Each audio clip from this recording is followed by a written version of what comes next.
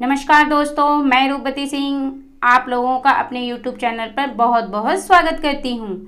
दोस्तों, आज मैं बात कर रही हूँ हरतालिका तीज व्रत के बारे में। ये व्रत सुहागिन महिलाओं के लिए विशेष महत्व रखता है। हर साल हरतालिका तीज का व्रत भाद्रपद माह की तृतीय तिथि को मनाया जाता है। इस दिन सभी महिलाएं भगवान शिव और माता पार्वती की पूजा आराधना करती हैं। अपने सुखी वैवाहिक जीवन के लिए, अच्छे घरवर की प्राप्ति के लिए कुंवारी कन्याएं भी इस व्रत को धारण करती हैं। दोस्तों, खास तौर पर हमारे यहाँ 3 तीज मनाए जाते हैं। कजरी तीज मनाई जाती है, हरियाली तीज मनाई जाती है। ये दोनों तीज सावन मास में पड़ते हैं और हरतालिका तीज पड़ती है भाद्रपद मास में। ये उत्तर प्रदेश और बिहार में मनाया जाता है। दोस्तों, हरतालिका तीज व्रत को करवा चौथ से भी कठिन माना जाता है। देखिए, करवा चौथ के व्रत में चांद को देखकर हम व्रत खोल लेते हैं, लेकिन हरतालिका तीज कठिनतम व्रतों में है, क्योंकि इस दिन पूरे दिन निर्जल रहकर व्रत किया जाता है और अगले दिन पूजा के बाद ही व्रत को खोला जाता है। ऐसा माना जाता है जो भी महिलाएं इस व्रत को धारण करती हैं वो पार्वती जी के समान सुखपूर्वक इस लोक में पति प्रेम पाने के बाद में शिवलोक को प्राप्त होती हैं। तो दोस्तों, हरतालिका तीज को कितना विशेष महत्व है ये मैंने आपको बताया। देखिए, सौभाग्यवती स्त्रियां अपने सुहाग को अखंड बनाए रखने के लिए व्रत करती हैं। वहीं कुंवारी कन्याएं वो मन मुताबिक वर पाने की इच्छा से भी हरतालिका तीज का व्रत कर सकती हैं और करती हैं। दोस्तों, इस साल 2021 में हरतालिका तीज व्रत हम मना रहे हैं। ये दिन बृहस्पतिवार का होगा। भाद्रपद मास की तृतीया तिथि बीत रही है। इसी दिन हम व्रत रखेंगे। मैं आपको बताती हूँ हरतालिका तीज में इसका जो नाम हरतालिका तीज जो पड़ा है वो क्यों पड़ा है, क्या कारण है, इसके पीछे क्या कथा है। तो दोस्तों, जो पौराणिक कथा का जो वर्णन बताया गया है हरतालिका तीज में, तो ये जो शब्द है हरतालिका शब्द 2 शब्दों से मिलकर बना है। हर और आलिका मतलब सहेलियों के द्वारा अपहरण करना। जो हरतालिका तीज के व्रत की जो कथा है उसमें भी बताया गया है कि पार्वती जी सहेलियों के साथ, उनकी सहेलियों ने पार्वती जी का अपहरण कर लिया था और उनको जंगल में ले गई थी, ताकि पार्वती जी की इच्छा के बिना उनके पिता उनका विवाह भगवान विष्णु से न कर दे, क्योंकि माता पार्वती चाहती थी उनका विवाह भगवान विष्णु से ना हो, भगवान शिव से हो। और ऐसे में अपने घर को छोड़कर सहेलियों संग निकली थी भगवान शिव की आराधना के लिए। दोस्तों, अब देखिए, शुभ समय नोट कर लीजिए। दोस्तों, देखिए, हरतालिका तीज व्रत में दोनों समय की पूजा है और ख़ास पूजा जो है वो सुबह की पूजा जो है वो हमें ज़रूर करनी चाहिए। इसके बाद में हम संध्या काल में भी पूजा ज़रूर करते हैं। दोस्तों, सुबह की पूजा का जो शुभ मुहूर्त बताया गया है वो शुभ मुहूर्त है 9 सितंबर को बृहस्पतिवार के दिन सुबह 6:03 से 8:33 तक होगा। आप इन 2.5 घंटों के बीच में, इसी बीच में आपको सुबह की पूजा करनी है हरतालिका तीज की। और दूसरी महत्वपूर्ण बात, तृतीया तिथि कब प्रारंभ हो रही है, कब समाप्त हो रही है, ये समय भी आप नोट कर लीजिए। तृतीया तिथि प्रारंभ हो रही है 9 सितंबर को 2:33। ये रात्रि का समय होगा, तो जब हम सुबह उठेंगे तब हमें तृतीया तिथि ही मिलेगी। तो ये 10 सितंबर को माना जाएगा। हो रही है 12:18। दोस्तों, तो आपको पूजा का जो समय शुभ मुहूर्त है वो अब मिल गया है। इसी समय में हमें पूजा कर लेनी है। अब हरतालिका तीज का जो पूजन विधि है वो क्या रखनी होगी। हरतालिका तीज के व्रत के सुबह हमें सूर्य उदय से पूर्व ही उठ जाना है और नहा धोकर पूरा श्रृंगार कर लेना चाहिए। दोस्तों इस व्रत में श्रृंगार का विशेष महत्व होता है और हमें पूरा श्रृंगार करके ही माँ गौरी की, भगवान शंकर की और भगवान गणेश की पूजा करनी चाहिए। पूजा के लिए एक अच्छा सा मंडप तैयार कर लें और केले के पत्तों से वहाँ मंडप लगाएं।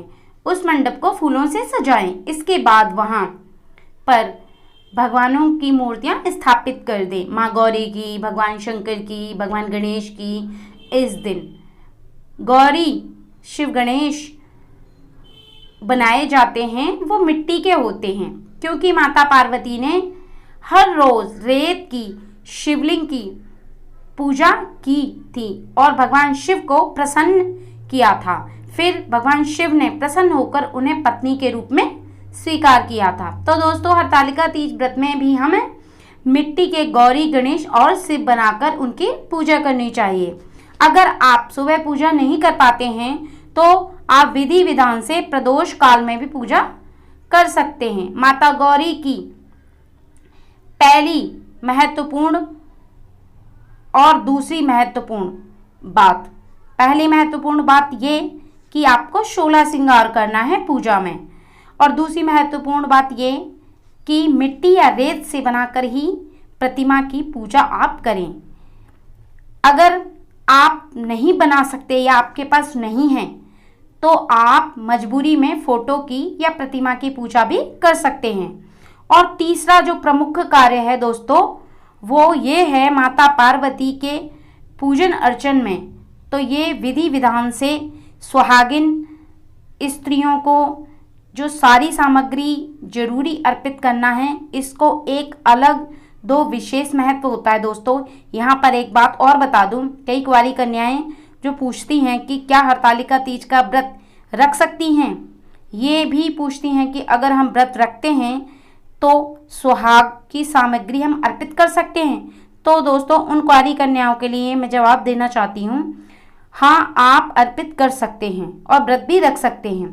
कोई भी ये सामग्री अर्पित कर सकता है। दोस्तों इस दिन माता की पूजा में जो एक सुहागिन स्त्री सुहाग है वही कुंवारी कन्याएं भी अर्पित कर सकती हैं। पूजन में इस दिन सुहाग की जो सामग्री लाई हो, इस दिन माता को आप लाल रंग के वस्त्र अर्पित करें, भगवान शिव के लिए सफ़ेद वस्त्र अर्पित करें और भगवान गणेश के लिए आप पीले वस्त्र अर्पित करें और उनके प्रिय फूलों से उनका श्रृंगार करें।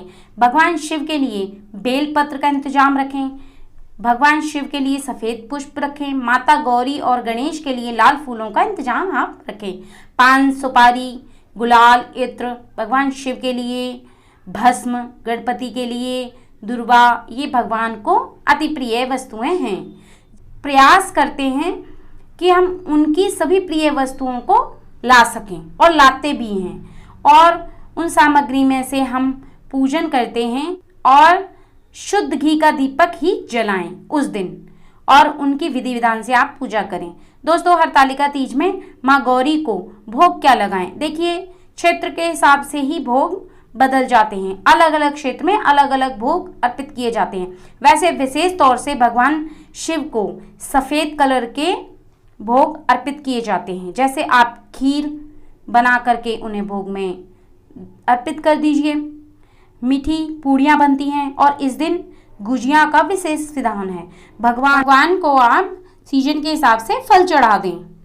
और दोस्तों इस प्रकार पूजा विधि संपन्न करके इसी प्रकार आप कथा जरूर पढ़ें और सुनाएं भी। इसके बाद भगवान शिव, माता गौरी और भगवान गणेश की आरती ज़रूर करें। दोस्तों इस प्रकार पूजा विधि विधान से आप संपन्न करेंगे।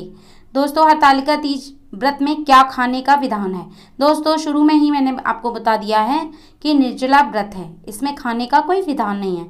कुछ भी आपने जो भी भोग लगाया है अगले दिन व्रत का पारण के बाद आप उसी को लेकर के व्रत खोल लें और उसे प्रसाद के रूप में ग्रहण कर लें। लेकिन कई लोग हरतालिका तीज व्रत निर्जल नहीं रख सकते, तो ऐसे में जब आपने सुबह की पूजा आराधना कर ली है तो आप चाय, पानी, दूध वगैरह ले सकते हैं। कोशिश करें कि आप लिक्विड ही लें। अगर महिलाएं गर्भवती हैं या बीमार हैं तो ऐसे में आप फल का फलाहार भी कर सकते हैं, इसमें कोई बुराई नहीं है दोस्तों। इस प्रकार से आप व्रत धारण करें। अगले दिन नियम है कि आपको सूर्योदय से पहले ही ये पूजा संपन्न कर लेनी है और पूजन के बाद जो आपने गौरा और गणेश को जो भी आपने सामग्री अर्पित की है तो वो सारी चीज़ें आप आसपास कोई साफ नदी वगैरह देख लीजिए और आप वहाँ ले जा कर के सुबह सुबह विसर्जन कर दीजिए। विसर्जन के बाद ही आप जब लौटेंगे तभी व्रत खोलिए, यही विधान है दोस्तों। व्रत खोलने से पहले इस दिन दान का बहुत महत्व है, तो आपको दान भी करना चाहिए। आपको अन्न का दान करना चाहिए। अगर आप चाहें तो पैसे का दान भी कर सकते हैं। दूसरा है सुहागिन स्त्रियां सुहाग की सामग्री को पूरा एक सुहाग की सामग्री बना लें, जिसमें चुन्नी हो, सुहाग का सामान हो, तो वो किसी ब्राह्मणी को आप दान करें। ऐसा करना बहुत ही शुभ फल बताया गया है दोस्तों। तो हरतालिका तीज व्रत की मैंने आपको संपूर्णतः से जानकारी दी। इसी व्रत के प्रभाव से माना गया है कि माता पार्वती ने इच्छित वर की प्राप्ति की थी। भगवान शिव को उन्होंने वर के रूप में मान लिया था। उसके बाद उन्होंने इस व्रत का धारण किया। कई वर्षों की कठिन तपस्या के बाद भगवान शिव को वर के रूप में, पति के रूप में इस व्रत के प्रभाव से उन्होंने प्राप्त किया। दोस्तों, व्रत सुहागिन महिलाएं और कुंवारी कन्याएं सभी कर सकती हैं। उम्मीद करती हूँ दोस्तों हरतालिका तीज व्रत की जानकारी आपके लिए उपयोगी साबित हो। कोई सवाल है तो कमेंट बॉक्स में कमेंट करके ज़रूर पूछें। मैं कोशिश करूँगी आपके सभी सवालों के जवाब देने की। वीडियो अगर पसंद आए तो आप सभी मित्र परिवार को शेयर कीजिए। अगर आप चैनल पर नए आए हैं तो इसी प्रकार की जानकारियों के लिए चैनल को सब्सक्राइब करें और बेल बटन को प्रेस करें ताकि आगे आने वाली हर वीडियो आप लोगों तक